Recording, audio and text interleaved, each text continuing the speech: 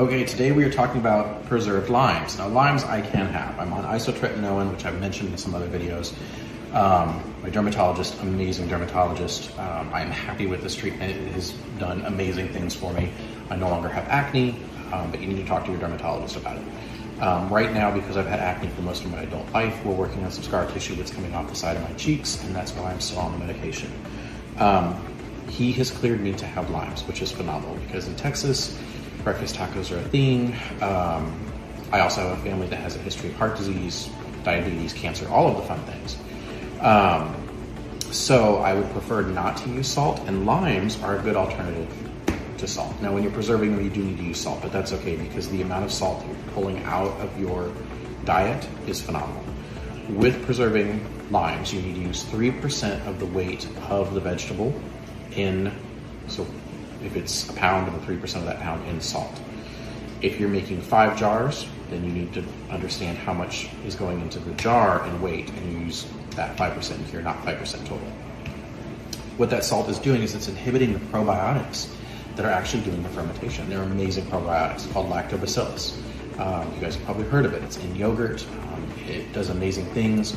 All of the lactobacillus species on the planet are either they're either benign, meaning they don't harm humans, or they are beneficial. So lactobacillus is an amazing species. If you guys want to become microbiologists, it's one to study.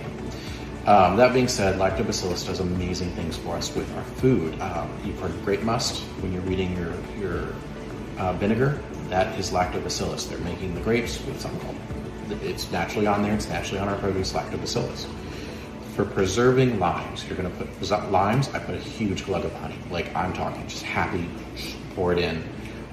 It's gonna make things sour. Your lactobacillus are actually gonna feed off of it and bring the pH of the limes down below 4, which is where it needs to be for food preservation. So I put the limes in, I put the salt in next, once I've like chock full these jars. And then I pour just a huge glug of honey. Honestly, I put it up to the top and I let it seep in. I put another glug in there, and then I fill the top with water. I let these guys set. I haven't burped these in a minute. Let's see if I can get one to burp here. That guy didn't burp at all, so he is happy to go. He has done his job.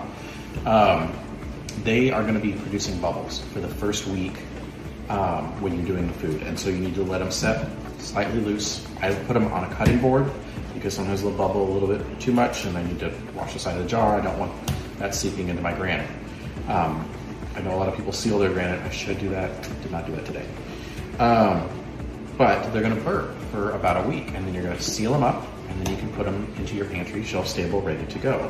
The key with preserving food is you need to make sure that the food is below that liquid line. That liquid, that pH, is preventing mold or bacteria or anything harmful from growing, so that keeps that stuff from developing. Now, when you're doing pickling and preserving, I usually take a slice of lemon or a slice of lime and put it on the top because it's too acidic to let anything grow, and that keeps all the food that I want to keep below the liquid line. Think of it like how they used to do wax cubes when your grandparents were canning. It's a wonderful way to do things, probiotic, and then you get a little bite of citrus in there. So these are preserved limes. The skin is now completely edible. I dice these suckers up and I use them in the dishes when I'm cooking.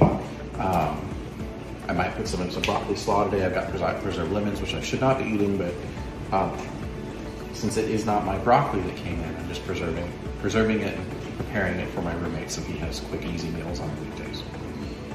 That is preserved lemons.